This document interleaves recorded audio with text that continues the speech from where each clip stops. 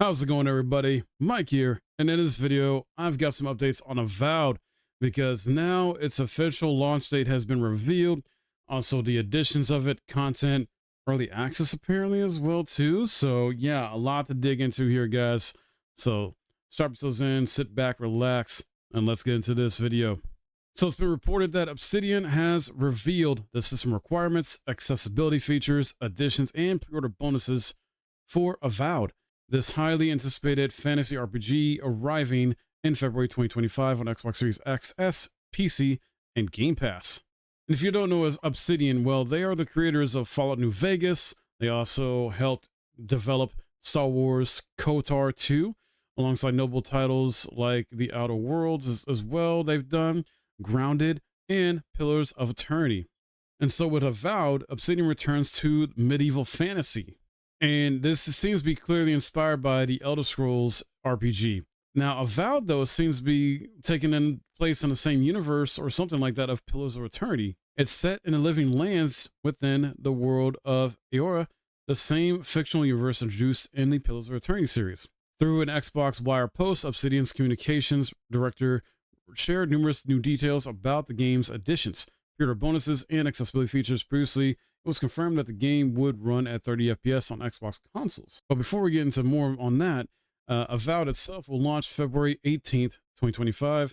And like I said, it's going to come on, PC. It'll be on Game Pass. It'll be on the Xbox platform as well.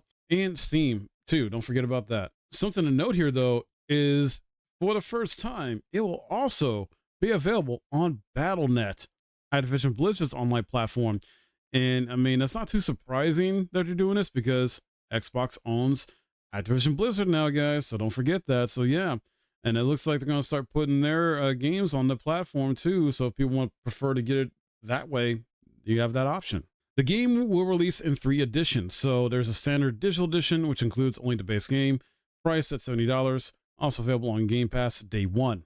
Then you have the premium digital edition, which includes the base game, 5 days of early access, 2 premium skin packs, a digital art book, and the game soundtrack, priced at $90. I hate this. I hate this. I hate this. Yes, hate's a strong word, but I really hate when they do this early access gimmick stuff when it comes to these AAA type of titles and things like that. And I don't think this is necessarily Obsidian's doing. It's Xbox, the higher ups, things like that. Usually it's always the higher ups and whatnot that have final say on this type of thing. So it's like, yeah. Now, the early access I like, and I always say this, is when it's done on a PC, on Steam, or even through the PC Game Pass. Like, for example, Mandalore's releasing early access, and it's still like a developing game, essentially like a beta type of thing, And yeah, you do have to pay a certain, amount, usually $30 or less. Sometimes a little bit more than that in certain cases, which is unfortunate, but I feel like early access should never cost more than $30. And you're essentially get early access that way to play the game, play a portion of the game, usually the first few hours or several hours, whatever chunk or act 1 or chapter 1 or a few chapters of a game. And you help the devs by reporting bugs, issues. You kind of help along with the development that way. And so I mean, that's kind of more the appropriate route, I think, to go, rather than, let's pay this for this extra edition for a game that's going to be fully done and could easily release on this so-called 5 days early if they wanted to. Instead of the 18th, it's good to go on. Instead of the 18th, it's good to go on the 13th. But no, they want to get extra money out of people by doing this early access gimmick this way, which is I dislike it so much. Then the premium steelbook edition, which is the 3rd edition here, the only physical edition featuring a download code for the game, all contents of the premium digital edition, a world map, and a collectible steelbook, priced at $95. Like, really? What? Wow. I mean, to be fair though, we have the previous version, premium digital edition, which is $90. So I mean, $5 more for this physical version, but you only get the game digital still. I don't know, man. I don't like when companies do that, where they have a collector's edition of some kind that's meant to be a physical version, collector's edition, and they still do not give you the physical version of the game, a physical copy. They want to give you a download code instead with some physical items. Like, all right, cool. That kind of defeats the purpose of being a collector enthusiast in a sense, in my opinion. But, These companies are going to do what they want to do. And when it comes to the accessibility features here, they're including in the game, we got adjustable field of view, camera motion toggle, adjustable text and subtitle sizes, button remapping, support for 12 languages and text, voiceovers in English only though. The game will feature both first person and third person modes, similar to an Elder Scrolls. Then the minimum PC requirements, system requirements is not too taxing, it looks like. AMD Ryzen 5 2600 or an Intel i5 8400. Then the GPU AMD RX 5700 or NVIDIA GTX 1070 or Intel Arc A580. Memory of 16 gigs of RAM, storage 75 gigs, SSD, and then DirectX version 12. Pre-orders are now open for all editions of Avowed via Xbox Series X and S, Steam, Battle.net, sorry, the Xbox app, and for PC and mobile, and at least like retailers for the physical edition. So yeah, this is arguably one of the highly anticipated RPGs for next year.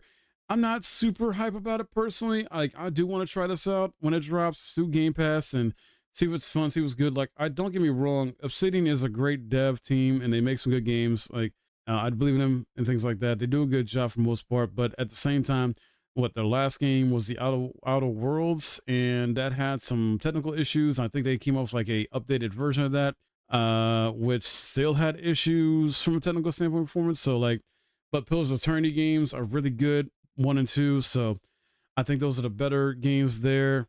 Fallout New Vegas they did is really amazing overall.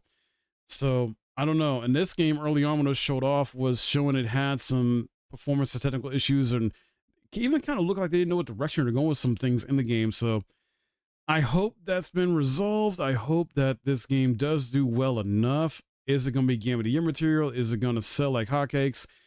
I don't know, man. I feel it's still going to be like, it'll do all right, you know, and sell decently. Some people will probably like it better than certain other RPGs or other games in general. That's just how it is.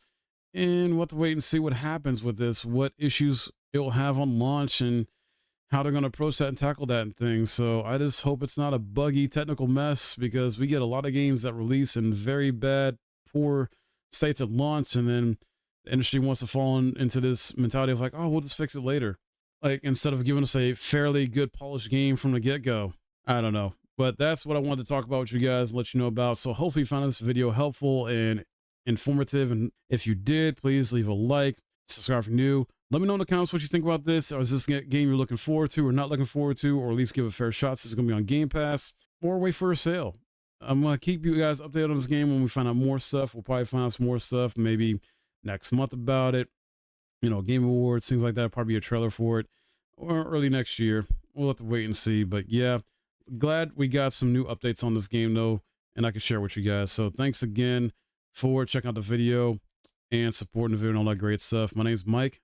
Thanks for watching.